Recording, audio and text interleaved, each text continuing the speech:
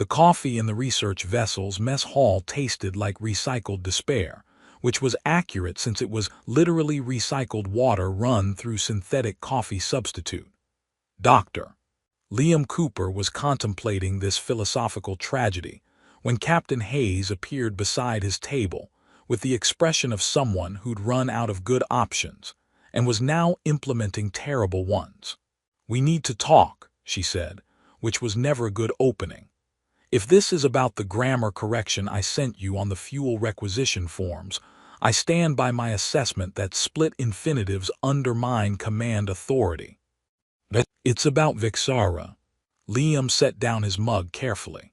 "The Cathari warrior who's been terrifying everyone for a week, the one who put 3 security personnel in medical, the one everyone calls the situation, while avoiding eye contact. That's the one. The Cathari delegation arrives in 14 hours, and we need someone to actually communicate with her before they discover we've been keeping their honored cultural liaison in what amounts to maximum security containment.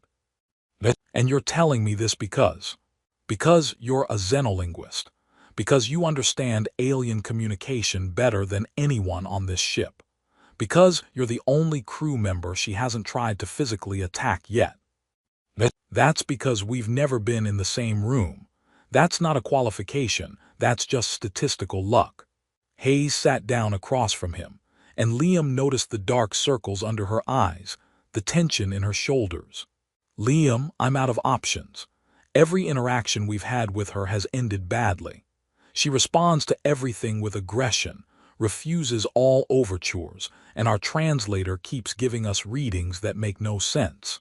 If the Cathari delegation arrives and finds out how we've treated her, this alliance dies before it starts, possibly with actual dying involved. What exactly are you asking me to do? Spend 12 hours alone with her? No guards, no weapons, no barriers. Just you and her in the containment area. Maybe without all the security presence and aggressive posturing, something different will happen." Liam stared at her. "You want to lock me in a room with an apex predator warrior who's been exhibiting violent behavior for a week, and your plan is, maybe it'll be fine. When you say it like that, it sounds bad. It sounds bad because it is bad. It's possibly the worst idea I've heard since someone suggested we could save money by reducing the shielding around the reactor core. You're the only person who might be able to actually talk to her. Really talk, not just exchange threats through a broken translator." Liam looked at his terrible coffee, at Hayes's desperate expression, at his quiet life about to become significantly more complicated.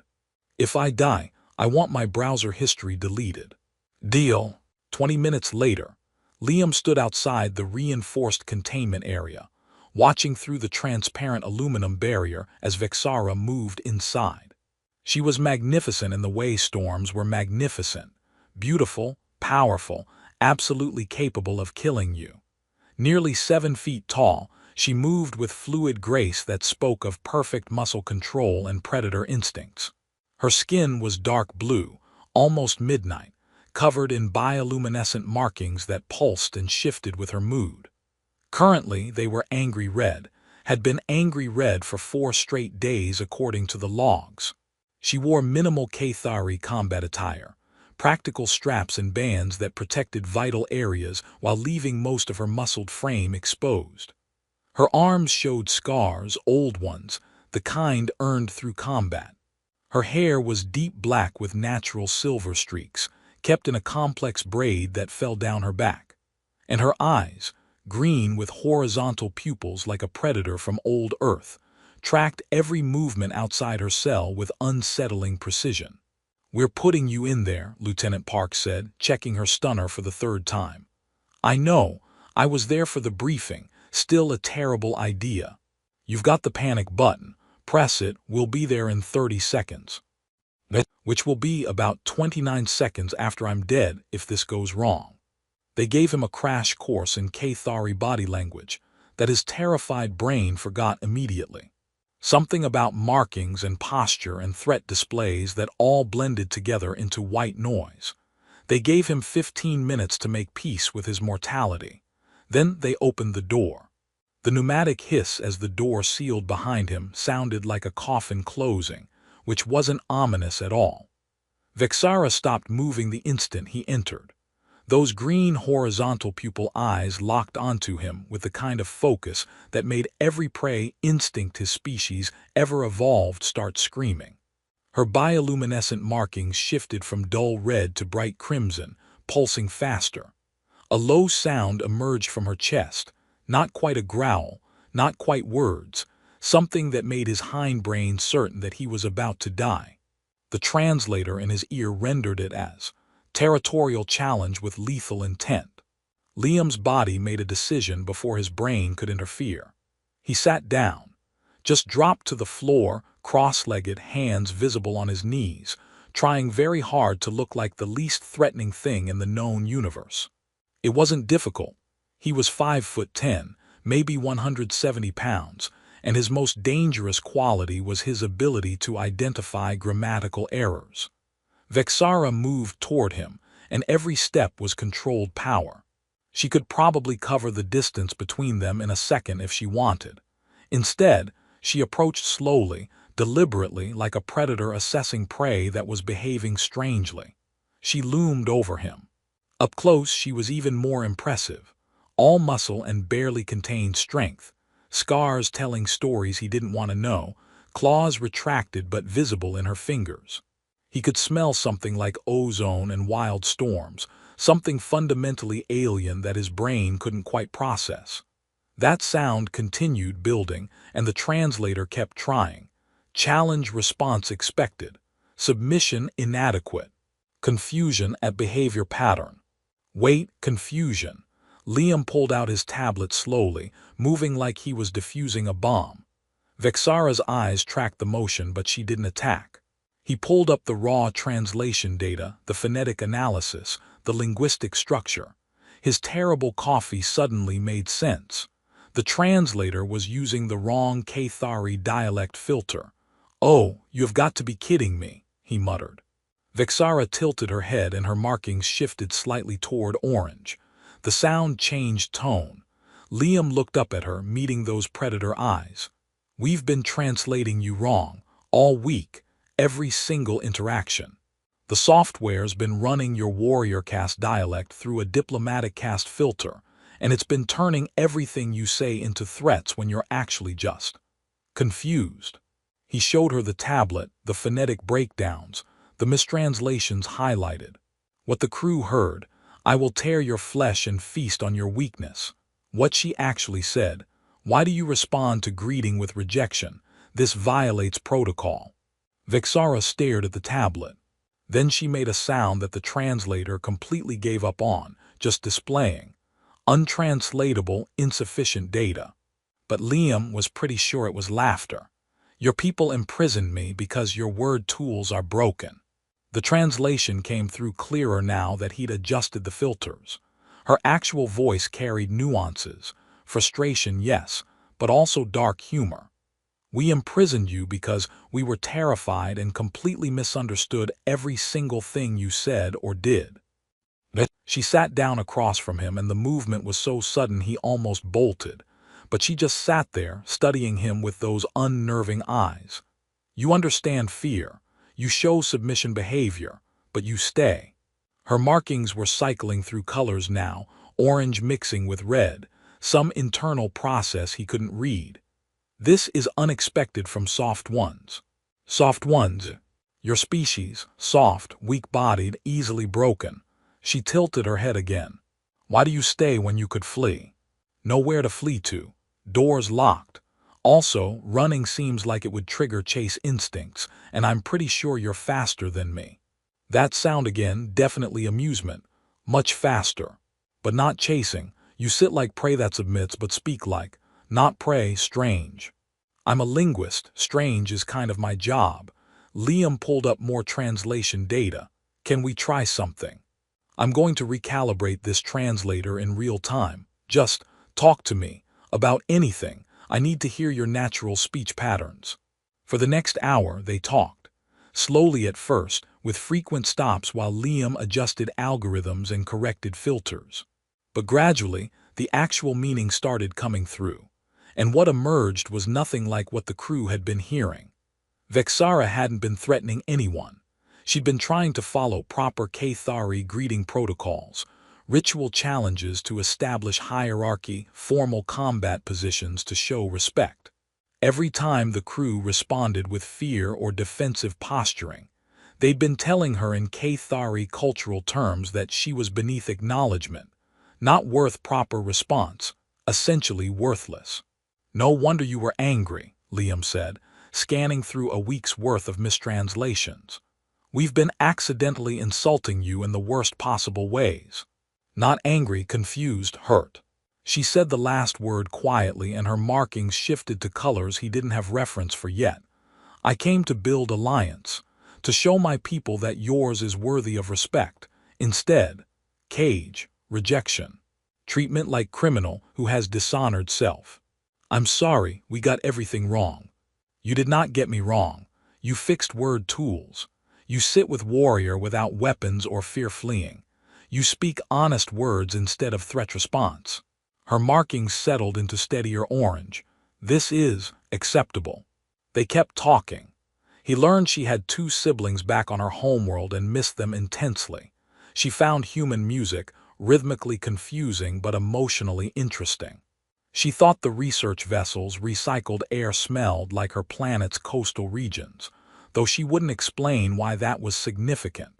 And she was exhausted, clearly, visibly exhausted in ways that went beyond physical. "When did you last sleep?" he asked carefully. "Cathari warriors do not sleep in enemy territory. To sleep is to show vulnerability. To show vulnerability to those who caged you is to invite death." "But we're not enemies." "You imprisoned me. Your people show only fear and rejection. What else should I think?" "That we're idiots who broke our translator and misunderstood everything," Liam offered.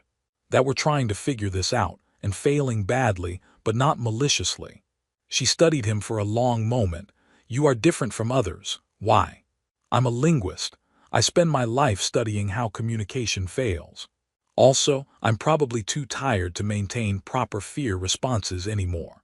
"You should fear. I could kill you easily." "Yeah, I'm aware. But you haven't yet, and I'm choosing to interpret that as progress." That sound again, the one that was definitely laughter. And Liam realized with surprise that he was actually having a conversation, a real conversation, with the untamable warrior, and nobody had died yet. "Your species is very strange," Vexara said. "You have no idea." 6 hours into containment, Liam had learned more about Cathari culture than the entire crew had in a week.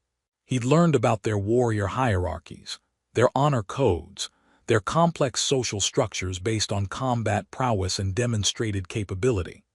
He'd learned that everything the crew had interpreted as aggression was actually just normal Cathari interaction.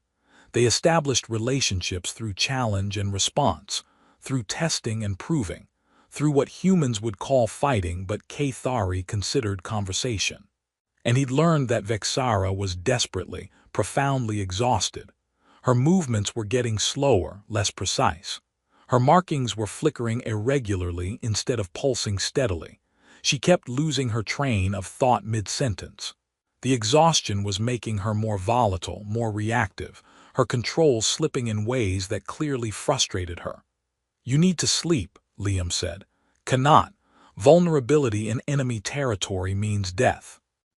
"We've established I'm not your enemy. I fixed the translator. We've been talking for hours, and I'm literally the least dangerous thing on this ship." "You are soft, weak, easily killed." But her tone wasn't aggressive, just stating facts. "Right, so what threat do I pose while you sleep?" She looked at him with those predator eyes, and something flickered across her face. Uncertainty, fear, a vulnerability she was clearly uncomfortable showing. "On my world, we only sleep near packmates. Those we trust absolutely. Warriors do not show sleep vulnerability to outsiders. It is fundamental to our survival instincts." "What if I showed vulnerability first?" "What do you mean?" Liam set his tablet aside and lay down on the floor, using his jacket as a pillow. The floor was cold metal, definitely not comfortable, but he'd been sitting for hours and his back was protesting anyway. "What are you doing?" Vexara's markings flashed confused orange-yellow. "I'm going to sleep, right here, right now, with you awake and capable of killing me easily." He closed his eyes. "If we were enemies, this would be the stupidest thing I've ever done. Since we're not enemies, it's just trust. This is foolish. You should maintain vigilance." "Probably. But I'm exhausted, you're exhausted, and at some point we both need to admit that we're on the same side here." Silence. He could feel her watching him, processing this. Every survival instinct he had was screaming that sleeping in the presence of an apex predator was evolutionary suicide. But exhaustion was a physical weight, and something in his gut told him this was right. He heard her move closer, felt her presence near him, heard her breathing change as she settled into a position somewhere nearby. "This is very strange behavior for soft one," she said quietly. "I've been told I'm strange for a human, comes with the linguist territory." More silence. Then, "If I sleep and you attack while I am vulnerable, I will be very disappointed before I kill you." "Noted, but I'm not going to attack, I'm just going to sleep, you should too." The exhaustion dragged him down faster than he expected, pulling him into darkness despite the cold floor, and the knowledge that he was sleeping next to something that could end him without effort. The last thing he heard before sleep took him was a soft sound. Might have been words, might have been that untranslatable laugh, and Vexara's breathing settling into the slower rhythm of sleep. Somewhere in the darkness, trust was being built one vulnerable moment at a time. Liam woke to warmth. His brain processed comfort before it processed anything else. Warmth, presence, safety. Then consciousness caught up and he realized several important facts simultaneously. He was still on the floor of the containment area. There was an arm draped across his chest, heavy with muscle and barely restrained strength. Vexara was lying beside him, curled on her side, her face peaceful in sleep. Her bioluminescent markings pulsed with soft blue-green light, steady and calm. One of her arms rested across him, not restraining, just there. Like he was an anchor point, something solid to hold onto while she slept. This was impossible. Cathari warriors didn't sleep in enemy territory, didn't show vulnerability, definitely didn't use random humans as pillows. Yet here she was, deeply asleep, trusting him in the most fundamental way possible. He didn't dare move. His panic button was in his jacket pocket, currently serving as his pillow, completely inaccessible without movement that would wake her. Not that he was sure he needed it anymore, but Hayes would kill him if she knew he was lying here without quick access to emergency response. Vexara's breathing was deep and even. Her face, usually locked in expressions ranging from aggressive to more aggressive, looked almost gentle. The scars on her arms and shoulders seemed less like marks of violence and more like history, a story written on her skin that he was only beginning to understand. The door opened with its characteristic pneumatic hiss. Vexara's eyes snapped open instantly, not gradually, not with the confusion of interrupted sleep, but with the immediate awareness of a predator whose territory was breached. Those green eyes focused on the doorway, and her markings began shifting from peaceful blue-green toward aggressive red. Lieutenant Park stood in the doorway, stunner drawn, mouth open in shock. Behind her, Captain Hayes appeared, followed by two security officers who immediately raised their weapons, then just as immediately lowered them as they processed what they were seeing. Nobody moved. Nobody spoke. The tableau was too bizarre, too unexpected to know how to proceed. The arm across Liam's chest tensed. Vexara's body language shifted into defensive story summary. They abandoned him with the untamable alien warrior and returned to find her asleep on his chest. The red progression stopped. She looked down at him, at his hand on her arm, processing. Her markings fluctuated rapidly through multiple colors: orange, red, yellow, blue, some internal conflict playing out in bioluminescent display. "They brought weapons to our territory," she said, and the translation came through clear now with all his adjustments. Not our territory as possession, but our territory as shared space. Standard protocol. They didn't know what they'd find. We've been in here for, he checked his tablet, 11 hours. They came to check on us. To check if I killed you. Probably yeah. But I'm not dead, you're not aggressive, and everyone can lower their weapons now because pointing stunners at what is clearly not a threatening situation seems counterproductive. He looked at Hayes. Captain, maybe tell everyone to stand down. Hayes looked like her brain was trying to process information that violated several laws of nature.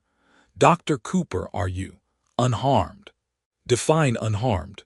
I'm alive, functional, and apparently serving as furniture for a Cathari warrior. So relatively unharmed, yes. Vexara made that untranslatable sound, definitely laughter now. The tension in her arm eased fractionally. Furniture. Soft one is correct. He makes acceptable furniture, very soft. Every man's dream, being compared to a couch. Park slowly lowered her stunner, which prompted the others to do the same. She slept.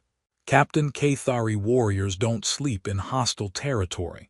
It's hardwired into their psychology. This shouldn't be possible. Maybe it's not hostile territory anymore, Liam suggested, carefully sitting up. Vexara moved with him, staying close, her body language still protective. We've been translating her wrong, all week, every single interaction. The software was using the wrong dialect filter. Hayes's expression shifted from shocked to horrified. We've been mistranslating her, everything. Everything. She wasn't being aggressive. She was trying to follow proper Cathari warrior greeting protocols, and we kept responding with what her culture interprets as profound disrespect and rejection. From her perspective, we were the dangerous, unstable ones. Vexara stood slowly, deliberately, and positioned herself between Liam and the doorway. Not quite threatening, but definitely claiming space. Soft One speaks truth words to his pack leaders. This shows courage, unusual for his species. It's not courage, it's just documentation. I spent 11 hours fixing your translator and learning your culture. I'm not going to let bureaucratic incompetence waste that work. You risked death by warrior to fix word tools and learn my ways. This is courage by any definition. You're giving me way too much credit. I was mostly just terrified and too tired to run. That laugh again. Some of the tension drained from the room as security personnel processed that the terrifying warrior was joking with the linguist instead of threatening everyone. Hayes holstered her weapon, signaling a shift. Dr. Cooper, can we fix this properly? The Cathari delegation arrives in 3 hours. Maybe, if Vexara is willing to try again. With corrected translations and actual cultural protocols this time. All eyes turned to Vexara, who was still positioned protectively in front of Liam.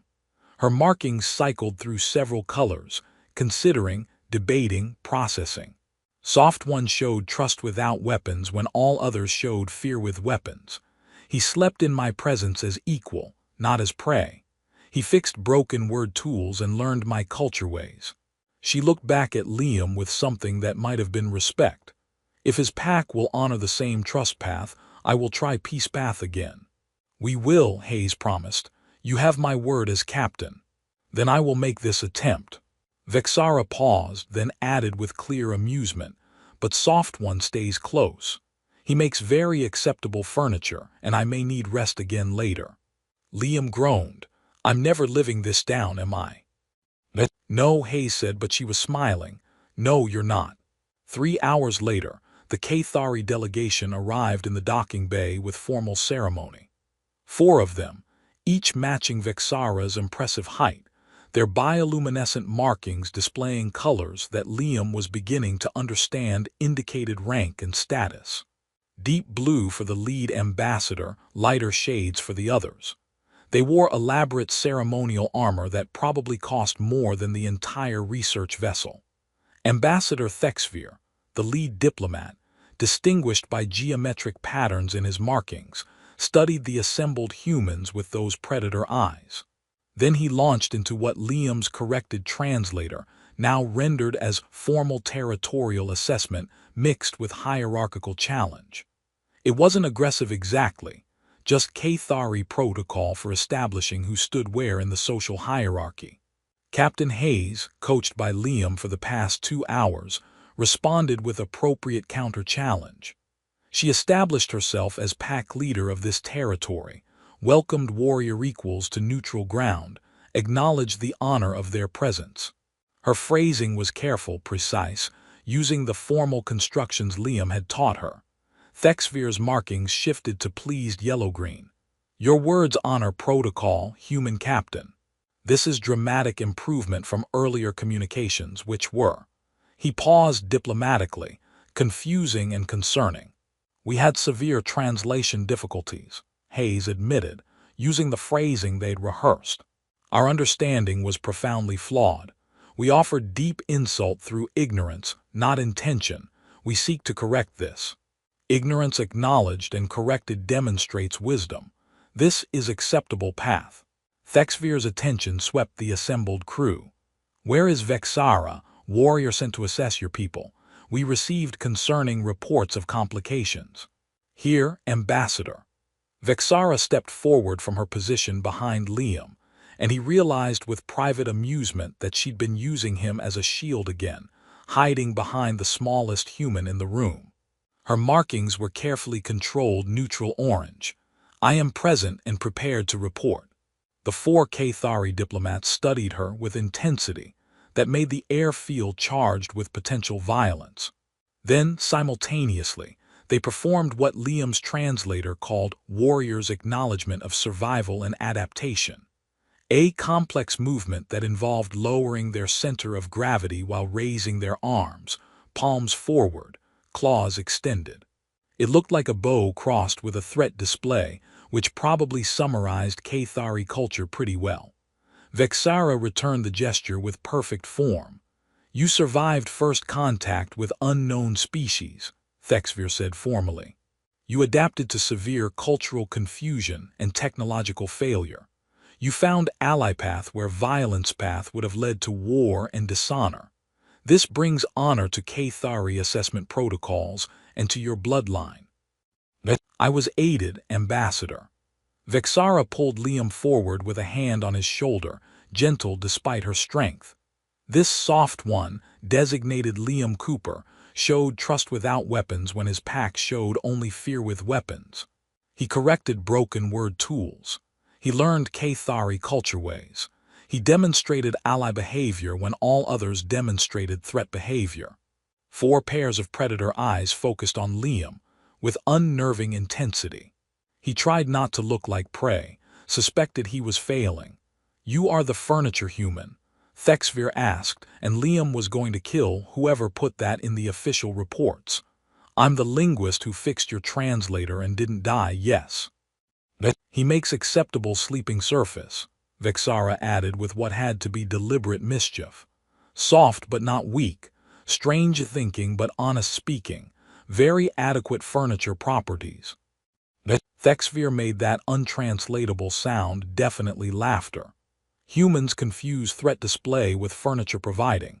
This is very strange species behavior, but outcome is acceptable.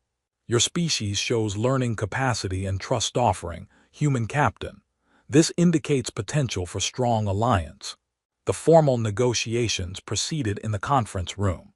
Hayes and the Cathari ambassadors worked through alliance frameworks, while Liam provided real-time translation adjustments and cultural context. It went better than anyone had hoped. The Cathari respected humanity's admission of ignorance and willingness to learn, appreciated the effort to correct errors, and seemed genuinely impressed that the crew had chosen understanding over violence even after a week of miscommunication. During a break, Thexvir approached Liam privately. She trusts you, furniture human. This is profound significance. Cathari warriors do not offer trust easily, do not show vulnerability to unknown species. She slept in your presence. Showed sleep vulnerability, which is deepest trust we can offer. This creates responsibility bond between you. I think she was just exhausted. Exhaustion does not override survival instincts evolved over millions of years. She chose vulnerability because you proved trustworthy through your actions and honest speech. On our world, this creates ongoing bond. She is now responsible for your safety, as you demonstrated responsibility for hers. This is not casual thing. What does that mean practically? It means you now have very dangerous friend who will take personal offense if you die carelessly. Also means she will likely wish to maintain contact and alliance with you specifically. This may complicate your life significantly. That's either wonderful or terrifying. Both is accurate. The negotiations concluded successfully.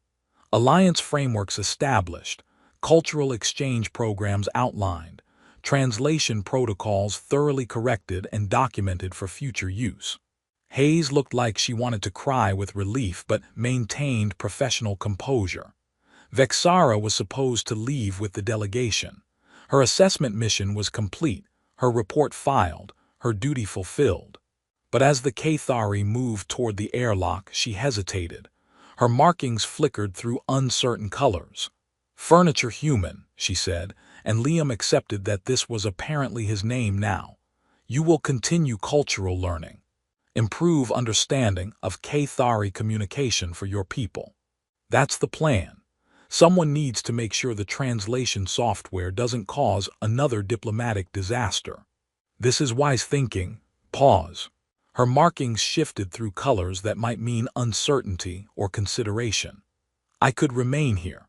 As ongoing liaison, ensure proper protocol understanding, prevent future translation failures and cultural misunderstandings." "You want to stay?" Liam was surprised. "You are acceptable ally. Your pack is learning trust path instead of fear path. This is pleasant outcome, better than expected when I arrived expecting warrior welcome and received cage treatment instead." Her markings shifted to what he'd learned meant embarrassment or vulnerability. "Also, your furniture properties are very adequate. Cathari sleeping surfaces on this vessel are too firm and cold. You are correctly soft and warm." He couldn't help it, he laughed. Actually laughed at the absurdity of an elite alien warrior requesting extended deployment because the linguist made a comfortable pillow. "I can live with being adequate furniture for a dangerous friend. Then I will file extension request with Ambassador Thexvir." She did, and the ambassador approved with clear amusement, making comments about unexpected ally bonds and strange human softness that would definitely become part of Cathari diplomatic folklore. The other crew members looked confused. Hayes looked calculating while probably already drafting reports about successful cultural integration, and Liam realized his quiet life had just become significantly more complicated. That evening, after the delegation departed and normal operations resumed, there was a chime at Liam's quarters. He opened the door to find Vexara standing there, no longer in combat attire but wearing something closer to Cathari casual civilian clothing, still showing considerable skin and her bioluminescent patterns, but somehow feeling more relaxed. "Your quarters have proper sleeping surface?" she asked without preamble. "I have a bed, yes. Standard research vessel issue. Bed is soft surface designed for sleeping. That's the general purpose." She looked at him with those predator eyes, and there was something almost vulnerable in her expression. "Your soft surface is superior to standard furniture. I have tested this experimentally during our time in containment.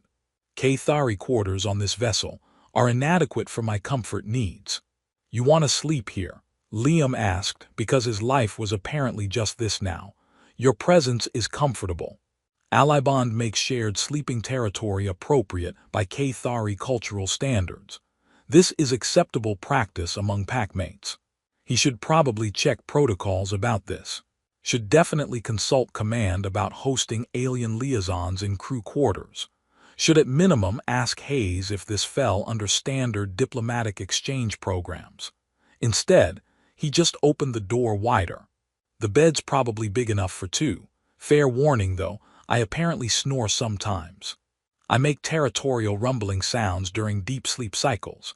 We will both be noisy. She entered his quarters, studied them with interest. His books, his research materials, his collection of linguistic reference texts. Eventually she settled on his bed with the kind of relaxed posture he'd never seen from her before. When he joined her, she shifted closer without hesitation, resting her head against his shoulder with that same unconscious trust from the containment area. "Thank you," she said quietly, markings shifting to content blue-green. "For trust without weapons, for correction of broken word tools, for acceptable furniture properties and honest speech. Thanks for not killing me when you definitely could have. This is very low standard for friendship bond, but I accept it as foundation." They slept like that, dangerous warrior and soft-bodied linguist, trust built on mistranslations corrected, vulnerability shared, and the simple act of being comfortable together. Outside his quarters, the research vessel slid through space, diplomatic triumph logged and celebrated. Inside, two beings from different worlds rested easy, proving that sometimes the strongest bonds form not through strength or protocol, but through the courage to be vulnerable when every instinct screams otherwise. Morning arrived with artificial lighting gradually increasing. Vexara still slept on Liam's chest, one arm draped possessively across him, markings pulsing with peaceful rhythms. He was trapped, definitely late for his shift, absolutely going to have to explain this to Hayes. His communicator chimed softly. Text from Captain Hayes. "Report to my office when your diplomatic liaison wakes up. We need to discuss proper protocols for hosting alien warriors in crew quarters. Also, congratulations on not dying.